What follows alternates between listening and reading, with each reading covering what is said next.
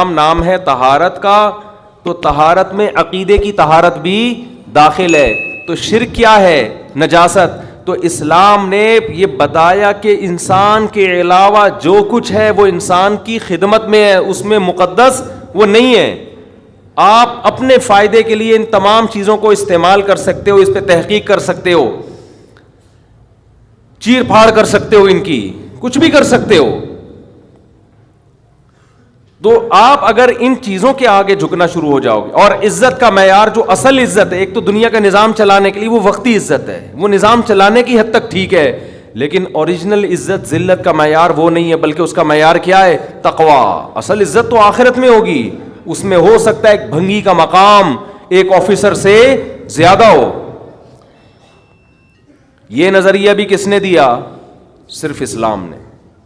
ذات پات کی بنیاد پہ بہت ساری قوموں میں تفریق ہے. چھوٹی ذات کا آدمی کتنا اچھا بن جائے وہ اچھا نہیں رہتا پھر بھی. تو ایک بات تو اسلام نے یہ بتائی کہ انسان کے علاوہ سب کچھ انسان سے کم ہے، لہذا اس کے سامنے جھکنے کا تو سوال ہی پیدا نہیں ہوتا. انسانوں میں عزت کا اصل معیار کیا ہے؟ تقوی. اور دوسری بات، انسانوں میں تقوی کی بیس پہ یا دنیاوی کسی عہدے کے بیس پر انسان قابل عزت تو بن سکتا ہے، معبود نہیں بن سکتا. اللہ اور بندوں کے درمیان واسطہ بھی نہیں بن سکتا. وہ سب انسان اللہ کے محتاج ہیں، چاہے وہ عزت والا ہو یا زیادہ عزت والا ہو یا کم عزت والا. محتاج ہونے میں سب کیا ہیں؟ برابر. اس کا بڑا فائدہ کیا ہوا کہ انسان اور اللہ کے رشتے کے بیچ میں جو خالق اور مخلوق کا رشتہ ہے، اس میں انسانوں کی دخل اندازی اللہ نے برداشت نہیں کی ہے. یہ بھی آپ کے مینٹل لیول کو یہ چیز اوپر لے جاتی ہے. آپ سے اگر گناہ ہو گیا تو اسلام کہتا ہے کسی انسان کو درمیان میں واسطہ بنانے کی ضرورت نہیں ہے. کوئی انسان آپ کی پیشکش اللہ کے سامنے، آپ راتوں کی تنہائی میں گڑ گڑاؤ اللہ کے سامنے، اللہ آپ کی توبہ قبول کرے گا. عیسائیوں میں کیا ہے؟ پادری کے پاس جاؤ، اتنے پیسے دو اس کو. آغا خانیوں میں بھی یہی ہے، وہ پیسے دیتے رہتے ہیں، بس نوٹ چھاپنے کی مشینیں بنے ہوئے ہیں. اسلام کہتا ہے وَمَن يَعْمَلْ سُوءًا أَوْ يَظْلِمْ نَفْسَهُ ثُمَّ يَسْتَغْفِرِ اللَّهَ، جس سے بھی گناہ ہو گیا یا اپنی جان پہ ظلم کر بیٹھا، ہاتھ اٹھا کے اللہ کے سامنے توبہ کرے. وَإِذَا سَأَلَكَ عِبَادِي عَنِّي، میرے بارے میں جب بندے پوچھے میں کہاں ہوں، فَإِنِّي قریب، ان سے بولو میں تمہارے قریب ہوں. شہرک سے بھی زیادہ قریب ہوں، درمیان میں کسی کے واسطے کی ضرورت نہیں ہے، میں تمہاری شہرک سے بھی زیادہ قریب ہوں. تو کسی کی ایسی تعظیم بھی اسلام برداشت نہیں کر رہا کہ وہ تعظیم میں غلو ہو جائے، کہ آپ اس کو اللہ اور مخلوق کے درمیان میں داخل کر لیں. آپ اللہ یہ بھی برداشت نہیں کرتا کہ اتنی عزت کسی کو دینے کی ضرورت نہیں ہے. وہ تمہاری طرح وہ بھی محتاج ہے، تم بھی محتاجی میں سب کیا ہیں؟ برابر. کتنا اچھا لگتا ہے، اللہ نے کتنا آسان بنا دیا دین کو. جب کوئی ضرورت ہو، کوئی غلطی ہو جائے، اللہ کے ساتھ دعا مانگو، اے اللہ تو اس گناہ پہ مجھے سزا بھی دے سکتا ہے اور معاف بھی تو ہی کر سکتا ہے. تو معاف کرنے کے لیے کسی کی پرمیشن کا محتاج نہیں ہے، سزا دینے کے لیے بھی کسی کی اجازت کا محتاج نہیں ہے. اسی صفت کا واسطہ دے کے انسان بھیک مانگتا ہے کہ اللہ تو اپنے فضل سے مجھے معاف کر دے. کسی کو بتانے کی بھی ضرورت نہیں ہے. یہ چیز، یہ خودداری جو اسلام نے آپ کے اندر پیدا کی ہے، یہ بھی اسلام کے علاوہ دنیا کے کسی مذہب میں نہیں ہے. سب برابر ہیں. زنا کر کے کہنے لگا مجھ سے زنا ہو گیا، حج جاری کریں. نبی کے پاس آیا، آپ نے چہرہ موڑ لیا، پھیر لیا چہرہ. کیا مطلب؟ اشارہ تھا کہ اگر ہوا ہے تو اللہ کے ساتھ جا کے توبہ کرو، مجھے کیوں بتا رہے ہو؟ اس کو پسند نہیں کیا آپ صلی اللہ علیہ وسلم نے. آج پیر صاحب بہت سے علاقوں میں ایسے بنے ہوئے ہیں کہ یہ ہمیں بخشوائیں گے، ان کو بکرے دو، ان کو چڑھاوے دو، ان کو نذرانے دو، ان کو دمبے کھلاؤ، ان کے کندھوں پہ ہم پل صراط پہ پار ہو کے جائیں گے. یہ پیر خود نہیں بچے گا، تمہیں کہاں سے بچائے گا؟ اس کی حرکتیں دیکھو تم، جو اس طرح کی حرکت، جو انسانوں کو اللہ سے ملانے کے بجائے اپنے آپ نیک بندہ نہیں ہو سکتا. ما کان لبشر ان یکلمہ، ما کان لبشر ان یؤتیہ اللہ الکتاب والحکمہ، کسی بشر میں یہ مجال نہیں ہے, قرآن کے الفاظ دیکھو, کسی انسان کی یہ مجال نہیں ہے کہ اللہ اسے نبوت دے دے پھر وہ لوگوں کو اللہ کا غلام بنانے کے بجائے اپنا غلام بنانا شروع کر دے. کسی بشر میں یہ مجال نہیں ہے, کیونکہ جب اللہ نبوت دیتا ہے تو اس بشر میں اللہ کی عظمت اور جلال بیٹھ جاتی ہے. جلال بیٹھنے کے نتیجے میں وہ لوگوں کو کبھی بھی اپنی طرف دعوت نہیں دے گا. صحابی نے دیکھا اونٹ نے نبی کو سجدہ کیا تو صحابہ نے عرض کیا یا رسول اللہ آپ ہمیں بھی اجازت دیں سجدہ کروں. آپ نے فرمایا نا نا نا نا.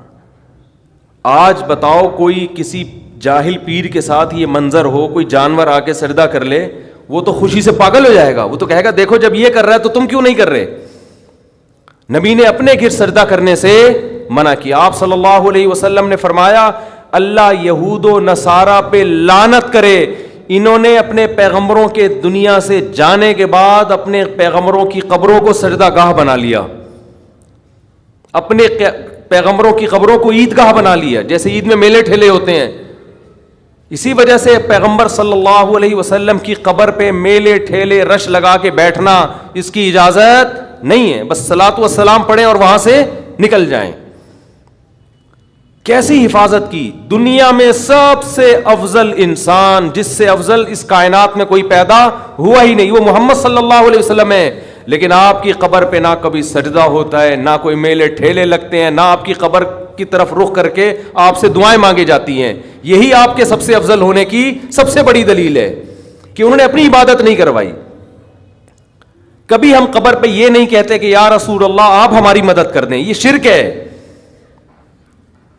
صحابہ نے ہمیشہ نبی سے دعا کی درخواست کی ہے کہ آپ اللہ سے یہ درخواست کر دیں. دیکھو قرآن کے الفاظ, بس یہ آیت پڑھ کے بیان ختم کرتا ہوں.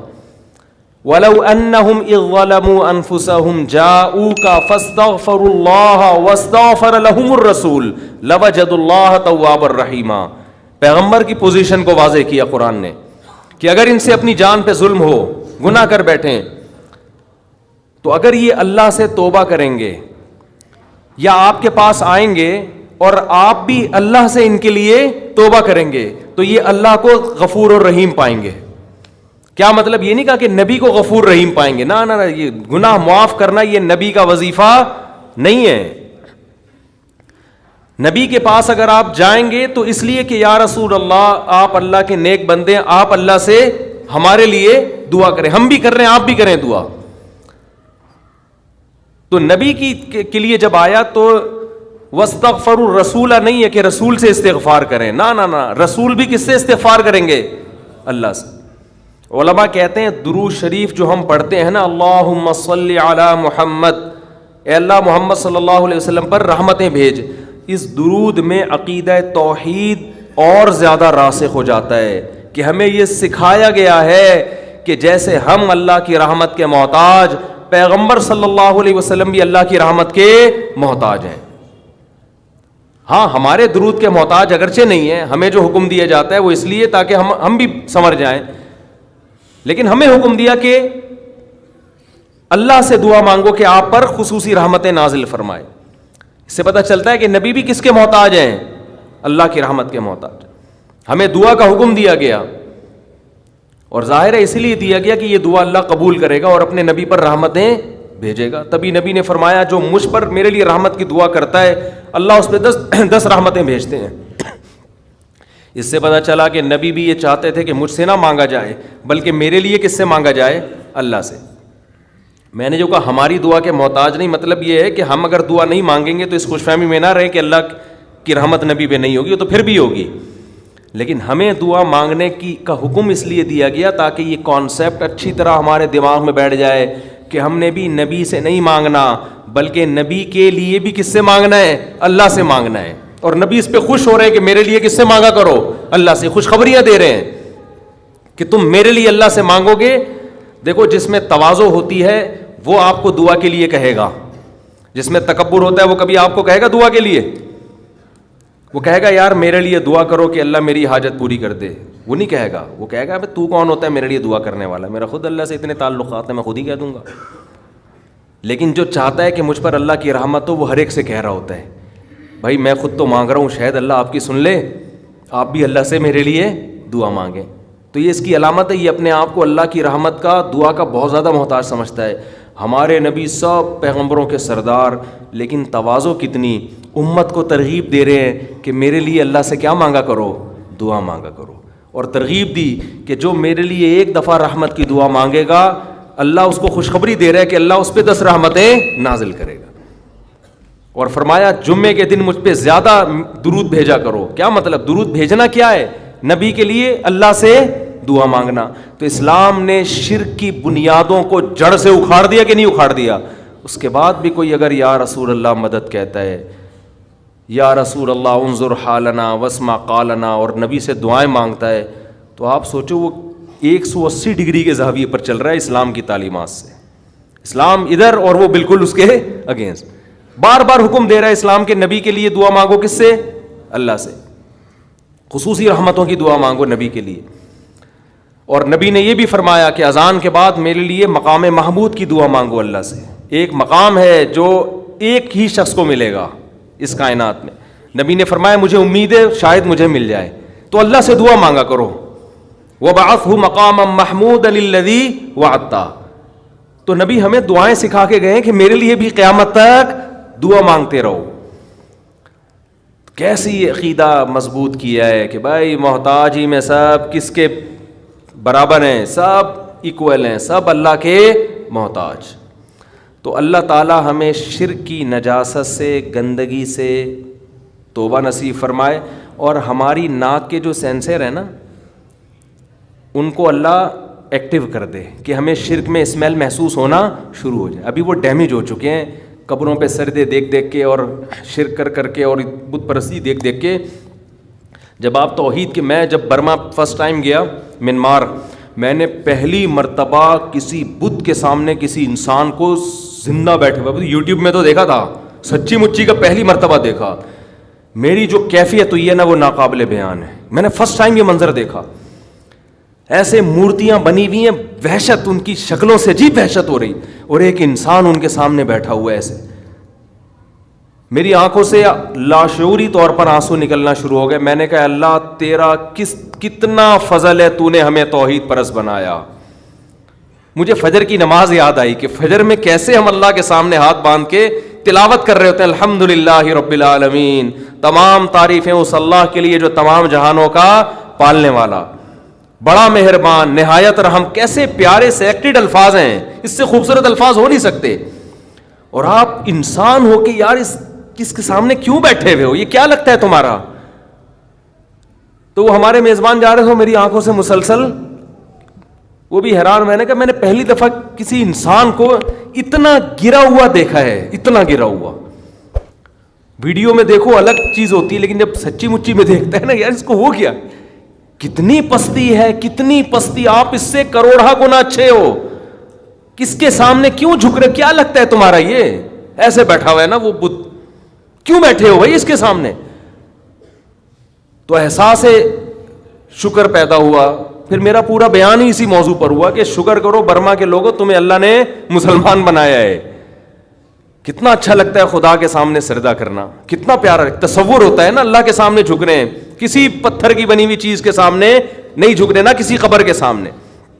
اور آپ جاؤ ان مزاروں پہ، الگ وحشت ہوتی ہے۔ میں تو جب بھی کسی مزار پہ گیا ہوں نا کسی کام سے، ویسے مجھے مزاروں پہ جانے کا شوق نہیں ہے، کسی کام سے چلے گئے، اب وہ کام کیا ہو سکتا ہے وہ چھوڑو، بعد آدمی ویسے ہی سروے کرنے بھی جا رہا ہوتا ہے کہ دیکھوں کس پہ جن چڑھا ہوا ہے۔ بعض مزاروں پہ نا جن بھی بہت ہوتے ہیں، لوگ جن اتارنے جاتے ہیں، اصل میں جن چڑھتے ہیں وہاں پہ، سمجھتے ہو؟ اور جن چڑھتا ہی اسی پہ جس پہ جن کو پتا ہوتا ہے مزار جائے گا تو میں تھوڑی دیر کے لیے اتر جاؤں گا تاکہ اس مزار سے عقیدہ اور زیادہ مضبوط ہو جائے۔ جس کے بارے میں جن کو پتا ہے کہ مزار جانا ہی نہیں ہے، جن اس پہ چڑھ کے ٹائم ویسٹ نہیں کرتا، سمجھ رہے ہو؟ تو وہاں جاؤ، دیکھو مزاروں پہ ایک عجیب سی وحشت ہوتی ہے، ایک اسمیل ہوتی ہے۔ قبر جو سیدھی ہو، ایک بالش ہو، کچی ہو، اس میں ایک الگ روحانیت اور ایک الگ نورانیت ہوتی ہے اس میں۔ تو شرک میں اللہ نے ایک اسمیل رکھی ہے، بدبو رکھی ہے، وحشت رکھی ہے، بے سکونی رکھی ہے۔ لیکن جن کو یہ بے سکونی محسوس نہ ہو، بدبو محسوس نہ ہو، وہ اپنی ناک کا میرے بھائی علاج کروائیں، تھوڑے دن احقر کی خدمت میں بیٹھیں۔ بزرگوں، میں تو بزرگ نہیں ہوں، بزرگوں کی خدمت میں بیٹھیں، جا کے کچھ اللہ کی باتیں سنیں، اللہ کی کبریائی سنیں، تو ان کو شرک میں اسمیل محسوس ہونا شروع ہو جائے گی. اور ایک چھوٹے درجے کا شرک ہے یہ جو روحانی ٹوپی ڈرامے, جن کو ہم نے سمجھ لیا کہ یہ ہماری بگڑی بنا دیں گے, یہ بھی اسی طرح لچڑ ہے. ان کا باپ بھی تمہارا کچھ بھی نہیں کر سکتا. یہ نہ تمہارا جن اتار سکتے ہیں, نہ تمہاری چڑیل اتار سکتے ہیں, نہ تمہیں کل کی خبر دے سکتے ہیں, نہ تمہیں یہ بتا سکتے ہیں اس پہ کسی نے کیا کیا ہے, یہ کیوں بیمار ہے. ان کا باپ بھی نہیں. اس سے اچھا ڈاکٹر ہے, نفسیاتی ڈاکٹر کے پاس چلے جاؤ, پھر بھی اچھا ہے. تو یہ روحانی ٹوپی ڈراموں کا نا, چاہے کتنا بڑا بزرگ ہو, دیوبندی ہو, اہل حدیث ہو, بریلوی ہو, کچھ بھی ہو, وہ فراڈی پہلے ہوگا, یا فراڈی تو نہیں ہوگا, دماغی توازن خراب ہو چکا ہوگا. تو چھوڑ دو ان فضول پلیتے جلا رہے, تعویذ گنڈے, ادھر دھاگے, کتنے قمیض اتارو, کیا کیا نکل رہا ہوتا ہے اندر سے یار.